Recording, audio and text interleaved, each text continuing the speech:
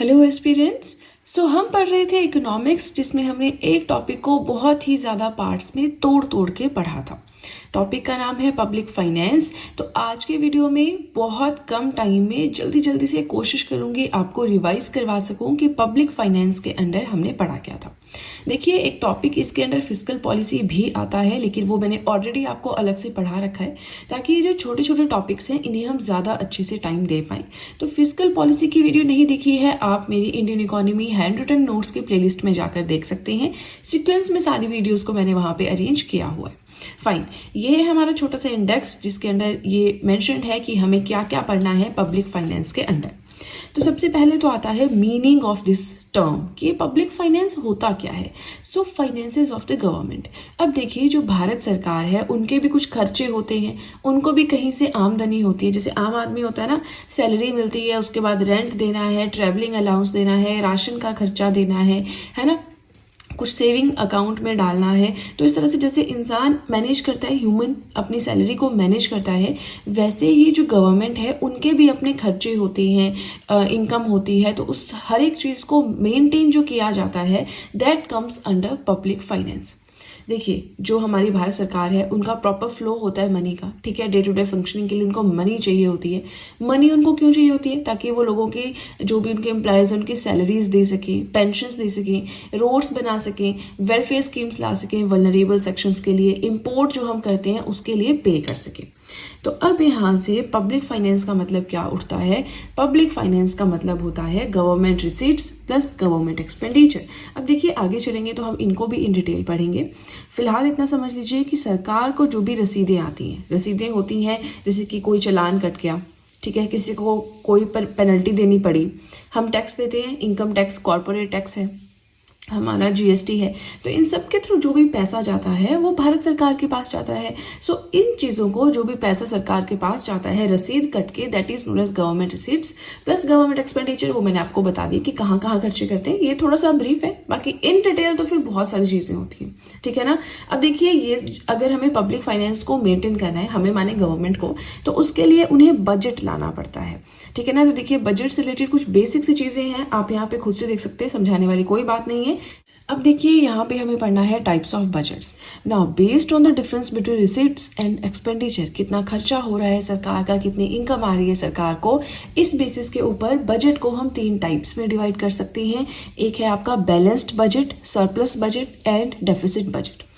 तो देखिए, जब सरकार का खर्चा सरकार की इनकम के बिल्कुल इक्वल होता है तो उस सिचुएशन में उस बजट को हम बोलते हैं बैलेंस्ड बजट। मतलब ये एक आइडियल बजट होता है।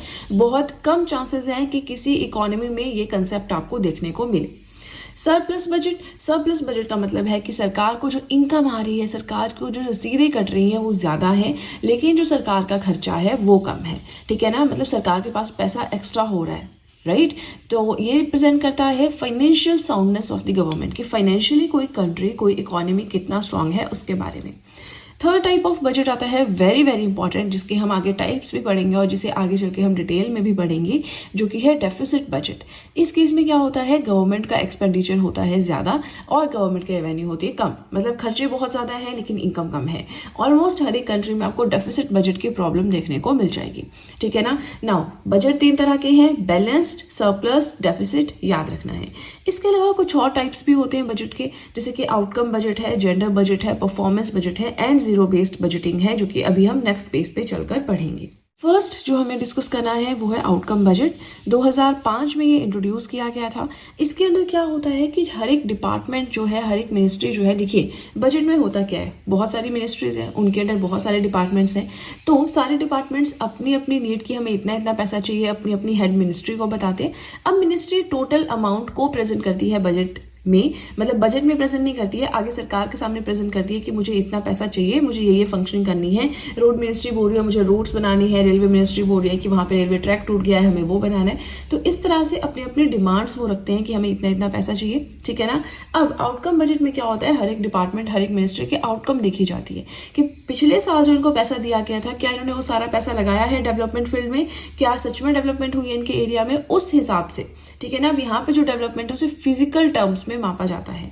आउटकम को मेजर किया जाता है फिजिकल टर्म्स में, जैसे कि रोड मिनिस्ट्री ने कितने किलोमीटर रोड्स बनाए, उससे रोड मिनिस्ट्री की प्रोग्रेस का पता चलेगा। राइट। तो ये हो गया आउटकम बजट, यानी पिछले साल जो पैसा दिया था उस पैसे को लगा के क्या आउटकम देखने को मिलती है in physical terms, that is known as outcome budget.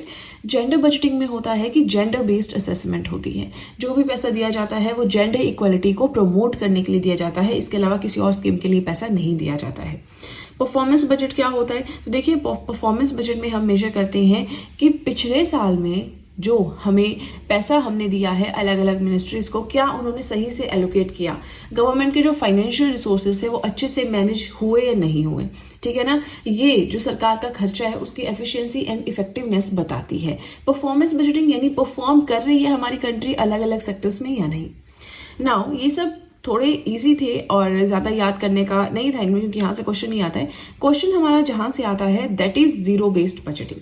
अब इसके अंदर क्या होता है, अब देखिए जो हमारे ऊपर वाले बजट है, सिंपल बजट है, उनमें जब पहले देखिए डिपार्टमेंट मिनिस्ट्री को बताता है मुझे इतना पैसा चाहिए, मिनिस्ट्री आगे चल के किसको बताती है, गवर्नमेंट को बताती है। तो अब गवर्नमेंट के पास इतना टाइम नहीं होता है कि वो एक एक मिनिस्ट्री से एक एक डिपार्टमेंट से जाके बात करे कि वो सही में इनको इतनी रिक्वायरमेंट है या वो वैसे ही मांग रहे हैं, है ना। लेकिन जीरो बेस्ड बजटिंग में 3 चीजें होती हैं जहां से आपको कंसेप्ट समझ आएगा, जो कि है should we spend, how much should we spend and where should we spend.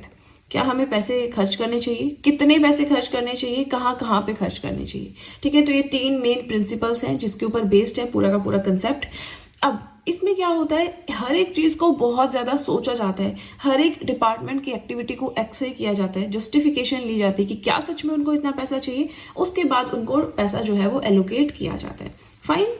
Now अब हम बात करेंगे डेफिसिट बजट की। तो देखिए डेफिसिट बजट मैंने आपको क्या बताया था कि जब सरकार का खर्चा हो जाता है ज्यादा लेकिन रेवेन्यू है कम, तो इस केस में सिचुएशन अराइज होती है कि सरकार को बोरो करना पड़ेगा। फॉर एग्जांपल आपकी सैलरी है 25,000, लेकिन अगर आप मिनिमम खर्चा भी करें तो आपका महीने का खर्चा हो जाता है 30,000। तो उस केस में आप क्या करेंगे, अभी अभी आपकी जॉब लगी है, थोड़ा सा होता है ना स्टार्टिंग में सैलरी कम होती है, खर्चे पूरे नहीं हो पाते, तो आपको ऑब्वियसली अपने पेरेंट्स को कॉल करके हर महीने बोरो करना पड़ेगा कि मुझे इतने पैसे दे दो, मैं बाद में दे दूंगा।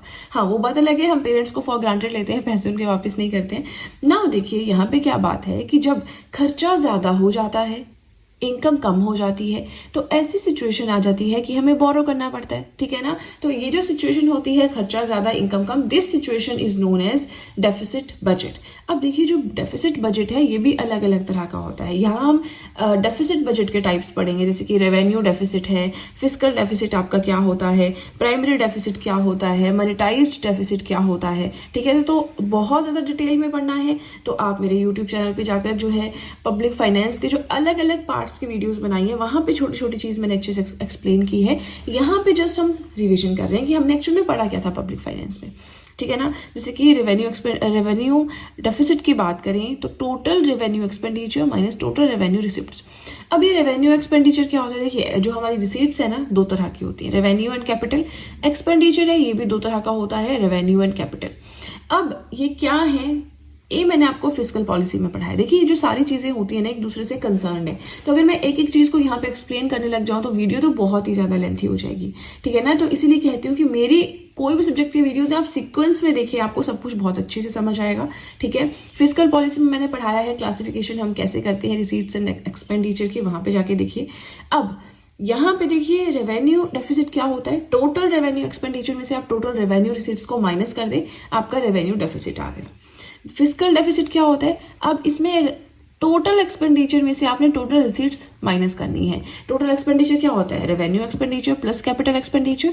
टोटल रिसीट्स क्या होता है, रेवेन्यू प्लस कैपिटल रिसीट्स।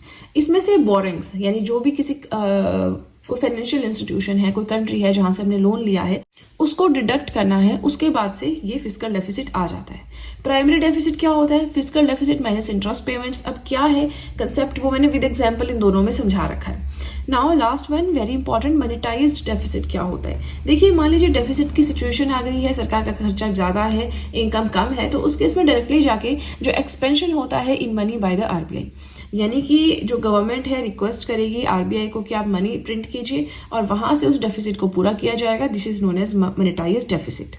लेकिन इस चीज को कंसीडर नहीं किया जाता है, क्यों? क्योंकि अगर आरबीआई ज्यादा प्रिंटिंग करेगा पैसे की तो वो सारा पैसा गवर्नमेंट के पास जाया, गवर्नमेंट ने अपना डेफिसिट पूरा कर दिया, मतलब जो मार्केट है वहां पे मनी सप्लाई बढ़ गई। अब लोगों के पास ज्यादा पैसा आ गया है तो वो खर्च भी करेंगे, जिससे कि डिमांड चीजों की बढ़ जाएगी, प्राइस भी साथ में बढ़ जाएगा, इन्फ्लेशन आ जाएगा। तो ये सारी चीजें जो है होती हैं, ठीक है ना। चलिए, आई होप आपको समझ में आ रहा है। ये जस्ट एक रिविजन सीरीज है, हम मोटा मोटा इसमें पढ़ रहे हैं कि एक पेस बना सके कि हमने पब्लिक फाइनेंस में पढ़ा क्या है, ठीक है ना।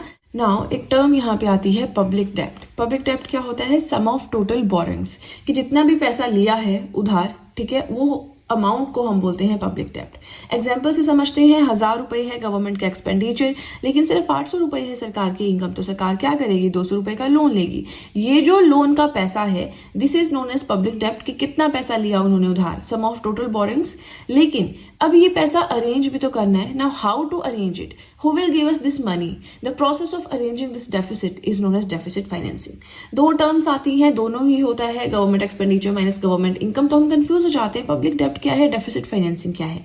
पब्लिक डेप्ट माने उधार, कितना पैसा हमने उधार लिया, दैट इज पब्लिक डेप्ट। डेफिसिट फाइनेंसिंग माने कैसे फाइनेंस किया हमने पैसे को। हम मार्केट गए थे, हमने कुछ शॉपिंग कर ली, पैसे कम थे, घर पे फोन किया, उन्होंने पैसे नहीं दिए, भाई को फोन किया, उसने पैसे नहीं दिए, फ्रेंड्स को कॉल किया, उन्होंने पैसे दे दिए। So the process of arranging this deficit is known as deficit financing. अब देखिए, जो पब्लिक डेप्ट है, हमें तो अभी यही डिस्कस करना है, इसको हम नेक्स्ट पार्ट में पढ़ेंगे, यानी कि नेक्स्ट पेज पे पढ़ेंगे। सो पब्लिक डेप्ट दो तरह का होता है, एक होता है इंटरनल बोरिंग्स, एक होता है एक्सटर्नल बोरिंग्स।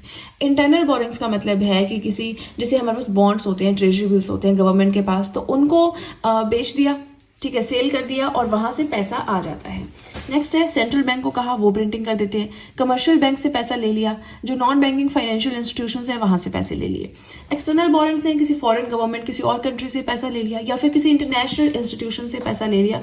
ये सारा हमारा एक्सटर्नल बोरिंग्स में आता है, ठीक है ना। अब पब्लिक डेप्ट की जरूरत क्या है? तो देखिए, ये बड़ा एक कंसेप्ट है, लेफर कर्व का, थोड़ा सा लेंथी है, तो ये आपको कंप्लीट वीडियो में जाके देखना होगा। अभी यहाँ पे जस्ट हम रिवाइज कर रहे हैं। नेक्स्ट आता है that what are the liabilities of the government. Liabilities क्या होता है? रिस्पॉन्सिबिलिटीज। आप मान लीजिए आपने कार लोन लिया है, तो कार तो आप घर ले आए, लेकिन हर महीने आपको उसके लिए लोन जो देना पड़ रहा है, that is a liability to you, ठीक है ना। Money that you owe to others, वो पैसा जो आपको दूसरों को देना है। लायबिलिटीज आपकी जेब से पैसा बाहर निकालता है। दो टर्म्स हम इंटरचेंजेबली यूज करते हैं, एसेट्स एंड लायबिलिटीज। अब एसेट्स क्या होता है, ये भी आपको कंप्लीट वीडियो में देखना होगा, फिलहाल हम लायबिलिटीज की बात करें। तो जो भारत सरकार है, उनकी दो तरह की लायबिलिटीज होती हैं। एक होता है पब्लिक अकाउंट लायबिलिटीज, एक होता है डेब्ट टू जीडीपी रेशो। अब डायरेक्टली हम लायबिलिटीज का देखते हैं, ये वाला पार्ट हम अभी स्किप कर रहे हैं। सो पब्लिक अकाउंट लायबिलिटीज क्या होता है? देखिए, ये वो लायबिलिटीज होती हैं जो सरकार के अकाउंट में होती हैं। वो पैसा होता है जो सरकार के अकाउंट में आम आदमी का होता है, जैसे कि आपका प्रोविडेंट फंड है, नेशनल स्मॉल सेविंग फंड है, ठीक है ना। अब it have to be paid back at some time to the rightful owner. अब ये वो पैसा है जो सरकार के पास होता है, लेकिन जब भी ओनर मांगे या जब भी सही टाइम आए, सरकार को खुद से ये पैसा ओनर को देना पड़ेगा। It doesn't belong to the government. ये गवर्नमेंट का पैसा नहीं है। पीएफ कटता है हर महीने एम्प्लॉयज का, तो जब वो रिटायर होते हैं या वो अपनी कंपनी स्विच करते हैं प्राइवेट जॉब के केस में, तो उनको वो पैसा दिया जाता है, ठीक है। तो वो पीएफ जो है सरकार के अकाउंट में रखा जाता है तब तक जब तक इंसान जो अकाउंट होल्डर है, जो एक्चुअल में उसका ओनर है, उसको उसकी जरूरत नहीं पड़ती है, ठीक है ना। इस पे सरकार का कोई हक नहीं, सरकार ने जस्ट उसको संभाल के रखा हुआ है। आगे वो स्टॉक्स वगैरह लेते हैं, इसे परचेज सेलिंग एंड परचेजिंग करते हैं, ठीक है ना, लेकिन वो है आम जनता का पैसा। नेक्स्ट आता है डेप्ट टू जीडीपी रेशो। अब ये क्या होता है? टोटल डेप्ट of a country divided by total GDP of a country. Numerator में लिखेंगे डेप्ट, डिनोमिनेटर में लिखेंगे जीडीपी, बन गई रेशो, है ना। अब ये क्या बताता है? ये बताता है ability of a country to pay back its outstanding डेप्ट। किसी इकोनॉमी ने, किसी कंट्री ने कोई पैसा लिया उधार, आईएमएफ से, वर्ल्ड बैंक से, एडीबी से, लेकिन ये जो डेट टू जीडीपी रेशियो है, ये बताता है कि वो कंट्री कितनी कैपेबल है, कितनी एबल है कि वो उस पैसे को वापस कर सके, ठीक है ना। अब इस बॉक्स को ध्यान से सुनिए। Higher this ratio, less likely the country will pay back its डेप्ट, higher the risk of default. अगर ये रेशो बहुत ज़्यादा है, ठीक है, तो बहुत कम चांसेस हैं कि वो इकोनॉमी, वो कंट्री पैसा वापस कर पाएगी, और हाई चांसेस है कि वो डिफॉल्टर पाई जाएगी। अब इस चीज़ को हम कैसे समझ सकते हैं? तो यहाँ पे मैंने आपको दो एग्जांपल्स के थ्रू समझाया था, ठीक है, कि 70 करोड़ और 100 करोड़ की रेशो 70% निकलती है, 20 करोड़ 100 करोड़ की रेशो क्या निकलती है, कैसे समझाया था बहुत अच्छे से, वो आपको कंप्लीट वीडियो में देखना होगा, ठीक है ना। नेक्स्ट आता है कि डेफिसिट फाइनेंसिंग क्या होता है। बहुत अच्छे से मैंने अभी आपको बताया कि जब सरकार का खर्चा ज़्यादा होता है, सरकार की इनकम कम होती है, तो उस टाइम पे जो डेफिसिट क्रिएट होता है उसको कैसे अरेंज किया जाए। The practice of raising funds to offset a deficit is known as deficit financing. ठीक है ना। सरकार का खर्चा कैसे बढ़ जाता है, तो कई बार देखिए सरकार बहुत ज़्यादा खर्च कर देती है ना। कोई नेचुरल डिजास्टर हो गई, पैंडेमिक आ गया, या फिर सरकार स्पेंड करती है on non productive and non developmental activities. जैसे मान लीजिए सरकार ने कोई बहुत बड़ी बिल्डिंग बना दी, उसको रेंट पे चढ़ा दिया, या फिर कोई सोसाइटी बना दी, उसमें सारे फ्लैट्स बेच दिए, तो वो पहले इन्वेस्ट करेगी, फिर सरकार को पैसा आएगा, तो वो सरकार का रेवेन्यू होगा। लेकिन सरकार जब खर्चा नॉन प्रोडक्टिव एक्टिविटीज पे करती है, इन्हें हम कैपिटल एक्सपेंडिचर कहते हैं। एक्सपेंडिचर दो तरह के होते हैं, रेवेन्यू एंड कैपिटल। कैपिटल में क्या है, सरकार एसेट्स बनाती है। रेवेन्यू में क्या है, सरकार पेंशन, सैलरी, सब्सिडीज, ये सब कुछ देती है। ठीक है ना। तो उस केस में सरकार का खर्चा ज्यादा हो जाता है। टाइप्स आप यहाँ पे देख सकते हैं कि डेफिसिट फाइनेंसिंग के क्या क्या टाइप्स हैं, मतलब क्या क्या ऐसे मेथड्स हैं जिससे हम डेफिसिट पूरा कर सकते हैं। तो किसी फॉरेन कंट्री से पैसे उधार ले लिए, अपने देश में कुछ जुगाड़ डाले, जैसे कि हमने कह दिया जो नॉन बैंकिंग फाइनेंशियल इंस्टीट्यूशंस हैं उनको, है ना, ऐसे करके। थर्ड आता है प्रिंटिंग करेंसी। लेकिन प्रिंटिंग करेंसी बहुत बड़ा ड्रॉबैक है कि इससे मनी सप्लाई मार्केट में बढ़ जाता है, इन्फ्लेशन आ जाता है। ठीक है। अब देखिए एक टर्म आती है मोनेटाइजेशन ऑफ डेफिसिट। ठीक है, very very important this term. अब देखिए इसके अंदर है कि हम कैसे पैसे की पूर्ति कर सकते हैं जो डेफिसिट के थ्रू क्रिएट हुआ है। दो तरह का होता है, डायरेक्ट मोनेटाइजेशन, इनडायरेक्ट मोनेटाइजेशन। देखिए ये चीज तो अब यूज ही नहीं होती है। डायरेक्ट मोनेटाइजेशन में क्या होता है, आरबीआई को कहा जाता है कि आप पैसा प्रिंट कीजिए क्योंकि हमारे पास डेफिसिट जनरेट हो गया है। तो आरबीआई पैसा जनरेट करती है, गवर्नमेंट को देती है और गवर्नमेंट डेफिसिट पूरा कर देती है। अब देखिए 1997 तक इसी चीज को यूज किया जाता था। ठीक है। लेकिन उसके बाद क्या हुआ, मनी सप्लाई मार्केट में बहुत ज्यादा बढ़ गया और महंगाई बहुत ज्यादा आ गई थी इस टाइम पीरियड में, इस दशक में। इसीलिए इसके बाद में आता है एफआरबीएम एक्ट 2003। ये है हमारा fiscal responsibility and budget management act 2003। ठीक है ना। तो अब डायरेक्ट मोनेटाइजेशन हो गई, आपको समझ में आ गई। ये एक्ट हम नेक्स्ट पेज पे पढ़ेंगे। ठीक है, अभी यहाँ पे नहीं, अभी हमें मोनेटाइजेशन देख लेते हैं। लेकिन आजकल जो फॉलो किया जाता है वो है इनडायरेक्ट मोनेटाइजेशन, जिसमें हम ओपन मार्केट ऑपरेशंस के बारे में पढ़ते हैं।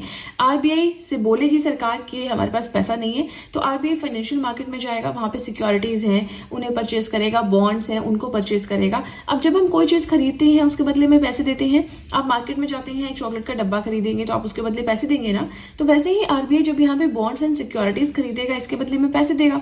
ठीक है। अब वो पैसे सीधे सरकार के पास जाएंगे और सरकार उसे अपना डेफिसिट पूरा कर सकती है। ठीक है। और ये जो एफआरबीएम एक्ट है, ये एक लिमिट लगाता है कि आप कितना पैसा जो है उधार ले सकते हैं, बोरो कर सकते हैं। चलिए इस एक्ट के बारे में नेक्स्ट पेज पे पढ़ते हैं। आज के डेट में इनडायरेक्ट मोनेटाइजेशन को ही प्रेफर किया जाता है। डायरेक्ट मोनेटाइजेशन पे हम तब आते हैं जब और कोई स्कोप बचा ही नहीं है। ठीक है ना। अब मुझे ये बताइए कि डेफिसिट अच्छी चीज है या बुरी चीज है, क्योंकि देखिए इसके कुछ फायदे भी हैं, कुछ नुकसान भी हैं। क्या फायदे हैं, क्या नुकसान है, आप खुद से सोचिए, कमेंट सेक्शन में बताएं।